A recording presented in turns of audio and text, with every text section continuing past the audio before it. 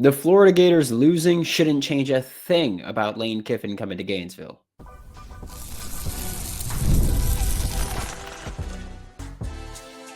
You are Locked On Gators, your daily podcast on the Florida Gators. Part of the Locked On Podcast Network, your team every day. Hello and welcome back to another episode of Locked On Gators, part of the Locked On Podcast Network, the number one sports podcast network around. I am Brandon Olsen. Find all my written work about the Florida Gators with swampsignal.substack.com. Today's episode of Locked On Gators is brought to you by Game Time. Download the Game Time app, create an account, use code Locked On College for $20 off your first purchase. And the Florida Gators lost to Ole Miss on Saturday night, 34-24. We're leading 24-20 at the half. Obviously, if you could do math, didn't score in the second half. Didn't really threaten to score in the second half either. It was really bad. Just going to throw that out there. The second half was terrible for Florida. The offense did nothing. Cool. We'll talk about the offense later. We'll talk about the defense later on as well. But we're going to start by talking about the Lane Kiffin to Florida stuff right now, right? On Friday, I did the show and mentioned that the people I'd spoken to had felt pretty good about Florida hiring Lane Kiffin, right? And that Florida would hire Lane Kiffin. I've spoken to those same people since the loss on Saturday. Sentiment's still the same, right? The loss to Ole Miss on Saturday didn't change anything about that. Florida staying in the game longer than I think most people expected didn't change how Florida feels about Lane Kiffin. Nothing. I will let's do that for a second because I've seen, first off, the live chat on Saturday night was talking about this. The Twitter timeline, the Insider program, Discord, we're all having these conversations on Saturday night about Lane Kiffin, right? And there were so many people in the live chat, especially I saw, that were like, "Oh, if this is Lane Kiffin, then I don't want him." Like that's Lane Kiffin. I don't want him. I don't want him anymore, which was wild to me because all that means, like if the Ole Miss versus Florida Gators game changed your opinion of Lane Kiffin at all it means is that you were going out there pumping your opinion without knowing what you were talking about. Because this game on Saturday was Lane Kiffin to a T. Going forward on fourth down, arguably excessively, right? Like I do think that there are times where even if analytics tell you, hey, punt, Lane will say, that's not a big enough margin, which I do think that a lot of coaches err the opposite way, right? I think a lot of coaches will say, that's just analytics real quick. When coaches take into account these analytics, oftentimes it's some kind of formula that they have. A lot of teams have different ones, considering that some try to personalize it for their team. And a lot of them have this formula that basically tells you, hey, this is our win percentage if we punt it. This is our win percentage if we take a field goal. This is our win percentage if we go for it. Now, the go for it includes go for it and get it, go for it and don't get it, but just going for it. And so a lot of teams have that analytics. And if, go for it is higher than punt, then they'll go for it. Like some coaches just do whatever the formula tells them to. Some coaches will say, all right, well, go for it needs to be a 3% higher win percentage than punt for me to go for it, right? And they do that. I think Lane does the opposite. I think Lane goes, if punting doesn't give me a significant win percentage advantage, then I'm going for it. And it's as simple as that. Which is fine. Like, I'm cool with it, honestly. I'm fine with it. I'm fine with it being really aggressive there. honestly, I do think that they've got an issue with the actual play calling on fourth down. I think there's been quite a few times where it's like, well, I don't know what that is. But if you watch the game last year, that's what happened a lot. Last year, they were going for it on fourth down a ton with JJ Pegwest. They kept running the football with the defensive lineman on fourth down. Lane Kiffin arguing with the refs. That's a thing he does. Like if you've been wanting Lane Kiffin, you should know he's going to argue with the refs. He's going to go for it on fourth down a lot. He's going to break out a trick play when it's not needed, and it's going to be incredibly frustrating. Like that's part of why all of the time where we've had people going, oh, Lane Kiffin's a sure thing. Lane Kiffin's the home run hire. Lane Kiffin's this. It's like, I agree that Lane Kiffin it would be the home run hire for Florida. I do. Is he a sure thing? No, never. Go back to when Billy Napier first got fired and we started talking about this. There is no such thing as a sure thing. Every single head coaching candidate has risks attached to them. Every single head coaching candidate has question marks attached to them. If you chose to ignore it because you just wanted the name of Lane Kiffin, that's fine, but that's on you. And honestly, at that point, I don't care. Like if you didn't know what Lane Kiffin was before that game and you've been talking him up and been hyping him up, why should I care what you have to say if you talk about things you have no idea about? Like that game was Lane Kiffin. Throwing the ball more than he should. That's Lane Kiffin. Like those are all things he does where he will sacrifice a comfortable win. You know, that's the way that I could describe it. He will sacrifice a comfortable win so that he could be more aggressive. Like he will, because, and I'll talk about this later as well, but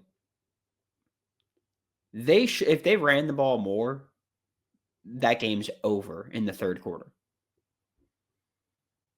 I was telling the insider program, I was messaging them. I was like, look, we're lucky that they keep trying to drop back because that's when Florida's winning. Like, that's when Florida's making plays. But once Ole Miss starts running the football, they start cooking. And honestly, maybe that was part of it. Like, maybe Lane was like, yeah, we're going to keep dropping back and we're going to keep trying to make stuff happen there. But if it doesn't work, we know that we could run the football on this team. Like, we've established that. And so maybe that was part of it. But this game, that was about as Lane Kiffin as you get. I feel like Lane might have been like, you know what? I want to show these Florida fans what they really want. Because I don't know why anybody was shocked by it. Like, I felt like I was watching any other Ole Miss game this year. It was very on par for him. Like, and I'm fine with it. Honestly, like, I have no issue with it. I don't mind it. Like, all the stuff that he has, I'm cool living with. You want to be really aggressive on fourth down? That's fine. Because if it works, no one's going to care, right? If it works, no one's going to care.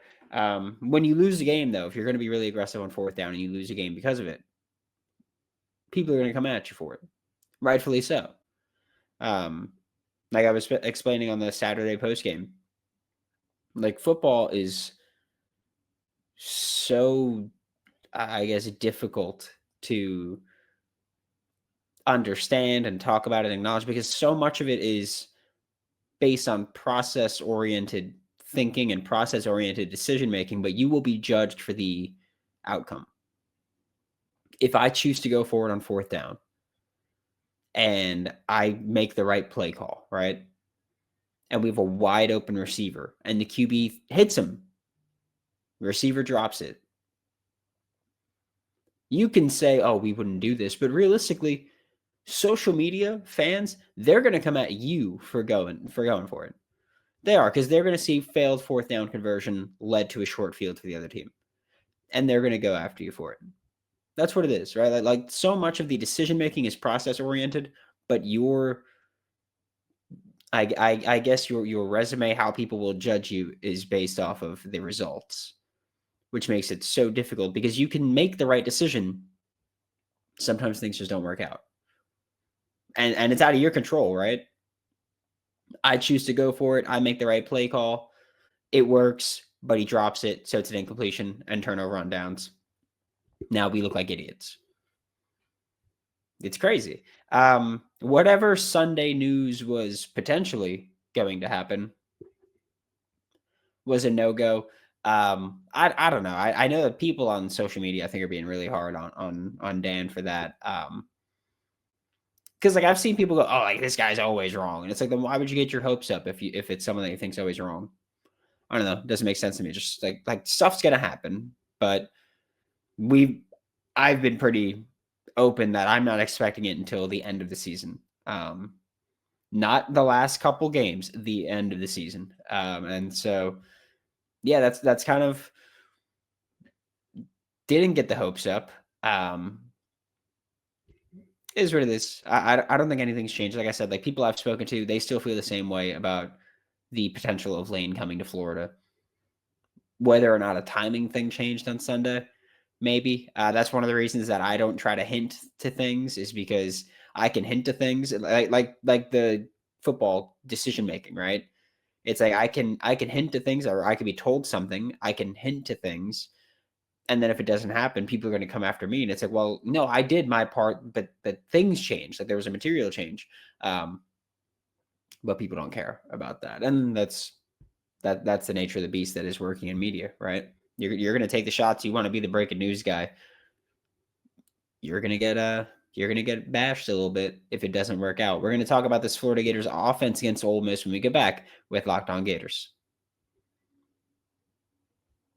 The NBA is back, and there's no better place to get in on the action than FanDuel, the official sports betting partner of the NBA. Even if you missed the start of the game or you want to just ride the hot hand, FanDuel has live bets on everything from who will score next to fourth quarter comebacks. Plus, you can even combine your live bets into a same-game parlay for a shot at a bigger payout. Right now, FanDuel is giving new customers $300 in bonus bets when your first $5 bet wins. So head to FanDuel.com to sign up and play your game with FanDuel, the official sports betting partner of the NBA.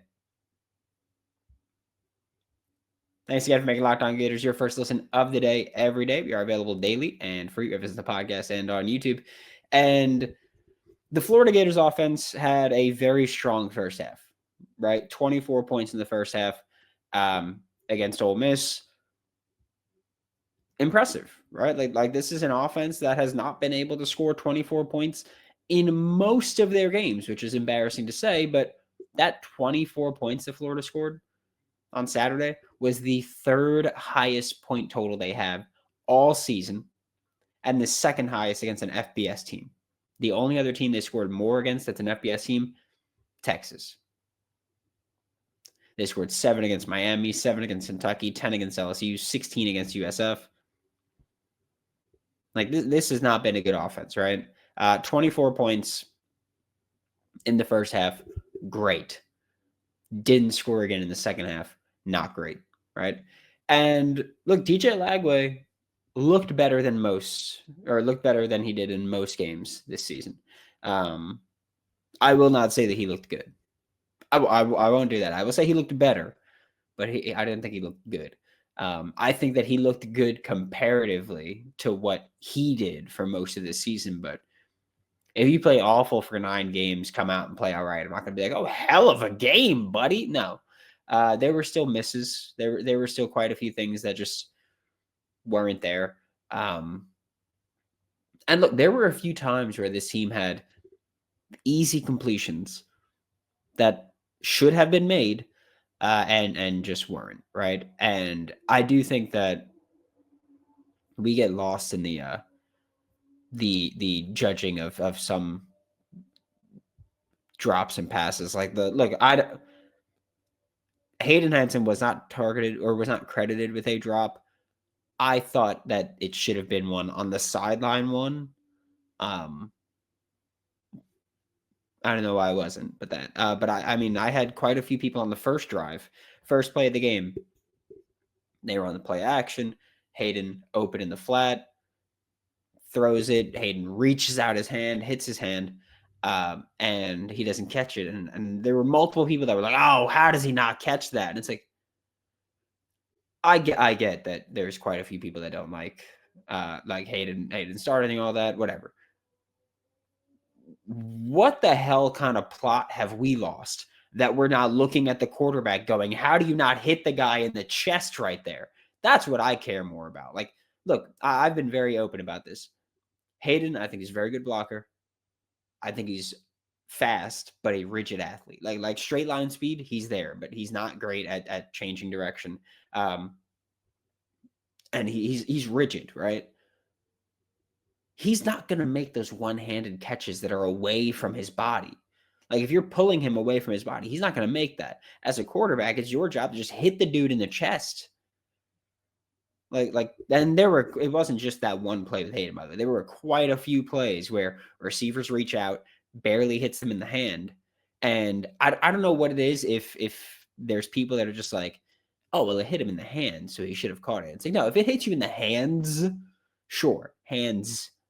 But if it hits you in the hand, that's not an easy catchable ball. It's not. There was that with Hayden. There was one on that, I think the same drive with TJ Abrams. I think it was the third down play.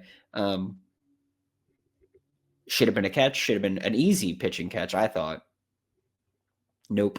I just I watched this team and look, I'm glad that TJ Abrams had, his 3 catches for 76 yards.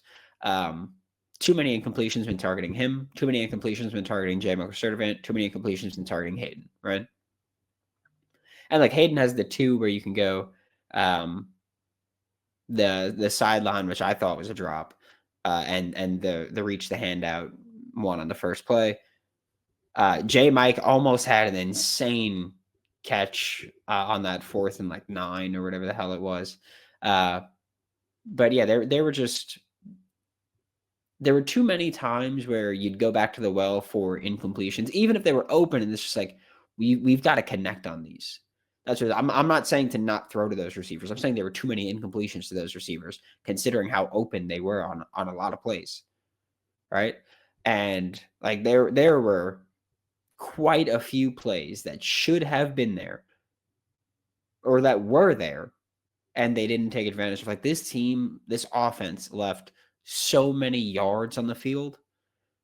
And I have to think that even if those yards didn't turn to points, taking more time off the clock, giving your defense better field position would have helped.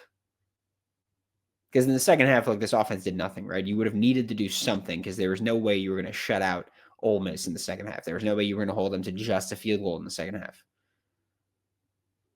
At the halftime, you're like, okay, there's 20 points they've scored in the first half. We're not shutting them out. We're not shutting them down.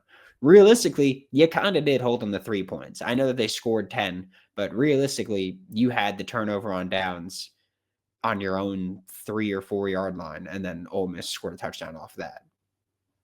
But there were too many yards available. I thought that this was one of Jaden Baugh's worst performances that we've seen.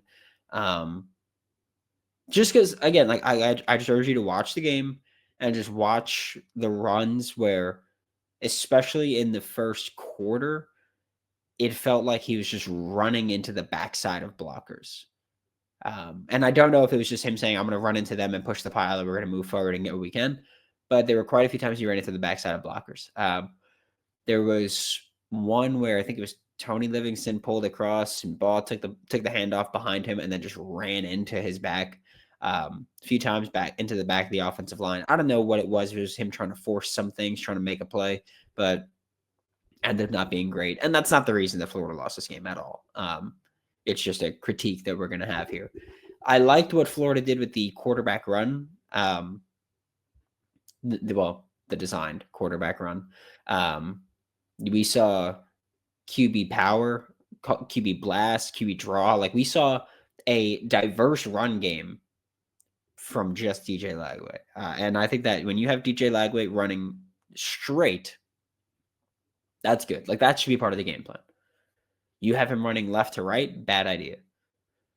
Also, I mentioned liking the QB run game on Saturday, and someone in the live chat was like, you wanted him benched. And it's like, yeah, I'll still bench him. I don't care. There's nothing about that game that made me go, oh, he shouldn't be benched. Congratulations, you connected on a couple deep passes, still missed some easy ones. Still had some mistakes. Like that is what it is. But if he's going to be out there, let him run vertical. I'm cool with that. Like let him run straight, north south. That's it. He's a tank. Just let him go. Love seeing Boots slide, by the way, which is that 38-yard play that Florida had backed up in their own end zone. Tony Livingston, like Boots slide again. We'll say in this case it was tight end on the left side behind the line of scrimmage. Snap the ball. He never crosses the line of scrimmage. He just comes across the formation, play fake, roll out, dump it off to the tight end in the flat, or QB can keep the ball. Tight end can lead block. Boot slide's one of my favorite concepts. I think it's great. It leads to easy completion, easy yards after catch, like you saw in the 38-yard completion. Maybe do it some more. I would love to see Amir Jackson catch that ball. I think Amir would just ghost some people after that. So I'd like to see that. We are going to talk about the defensive side of the ball for the Florida Gators when we get back with Locked On Gators.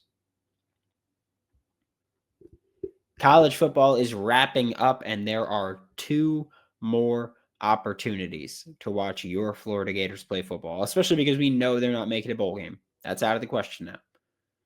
2 more opportunities to watch your Florida Gators. Hosting Tennessee, hosting Florida State.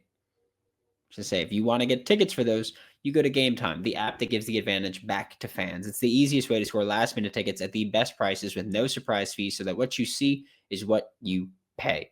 I go to concerts on it all the time, by the way. So take the guesswork out of buying college football tickets with Game Time. Download the Game Time app, create an account, use code Locked On College for $20 off your first purchase. Terms apply. Again, it's promo code LOCKEDONCOLLEGE for $20 off. Swipe, tap, ticket, go. Download Game Time today.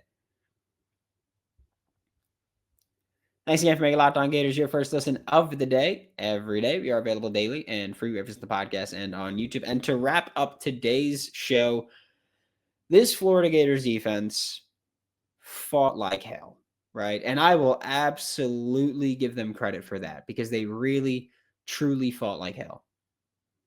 Like they did. They were out there when it was probably not very easy to be out there. They were out there when it was probably not very fun to be out there, especially when you go, oh, great, we just got off the field, and now there's a change of possession that's going to send us right back over there, so that's fun, right? Sure. But they fought like hell, okay, and I will give them credit for that. They didn't play good run defense for most of the night. And again, you can fight like hell, still be bad there, right? And like I mentioned in the first segment of the show, I'm pretty adamant that if Ole Miss ran the ball more, they would have blown Florida out. There's no reason to make me think otherwise, right? Kewan Lacey had 7.5 yards per carry, or 7.3 or something like that, right? 4.5 yards after contact per carry. Kewan Lacey had more yards after contact per carry than Jaden Baugh had yards per carry. Just period. That's it. Like Kewan Lacey had 14 missed tackles forced and 6 carries that went 10 or more yards. Okay. This was not a Florida Gators defense that defended the run very well. Played hard as hell, did not defend the run very well. And I think that for a portion of the game, there was a time where Florida was just reaching for the ball incessantly. Like they were just trying to strip the ball, right? No one was trying to make a tackle. No one was trying to make a pile on. No one was trying to do any of that. They were just ripping for the ball. And I get it, right? Like, especially because it would happen when Ole Miss is backed up against their own territory. And it's like, I'd prefer that you just secure the tackle there.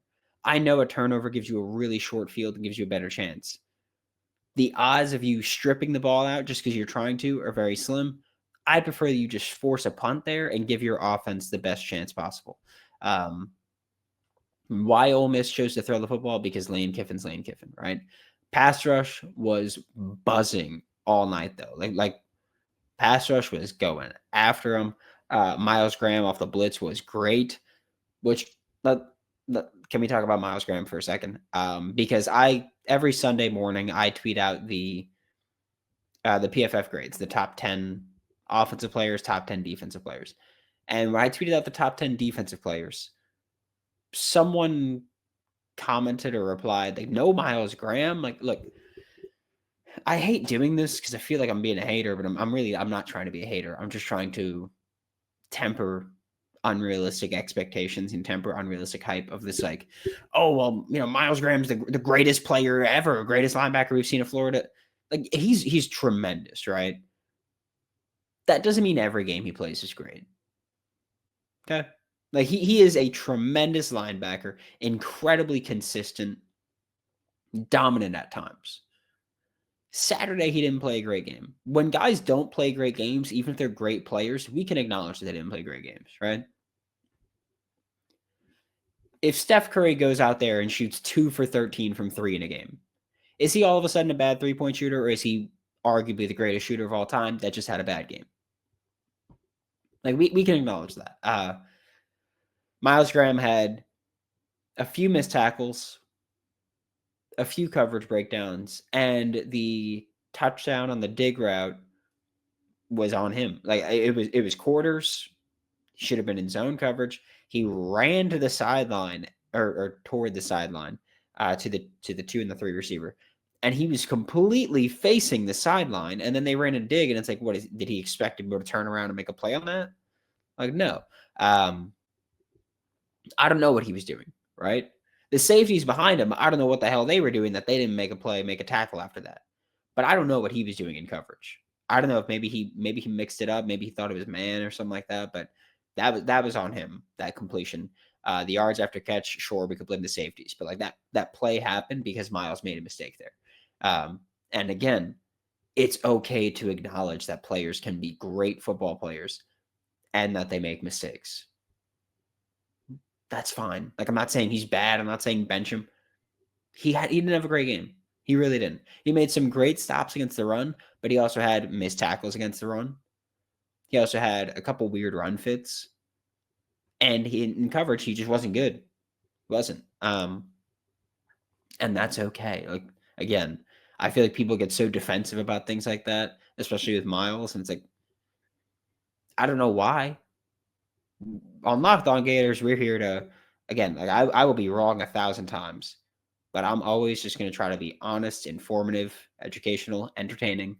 But like, as long as I'm honest, I'm good with how I feel about things. Like, Miles, great football player, probably the best defender on the team right now.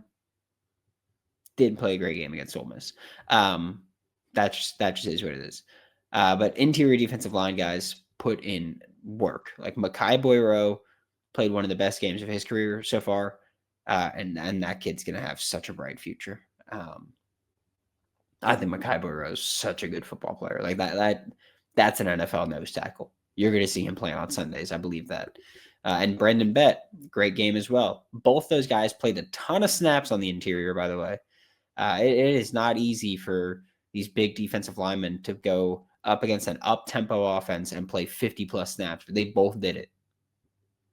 That is not easy. Okay? So Michai Boireau, Brendan Bett, great games, at least on the interior.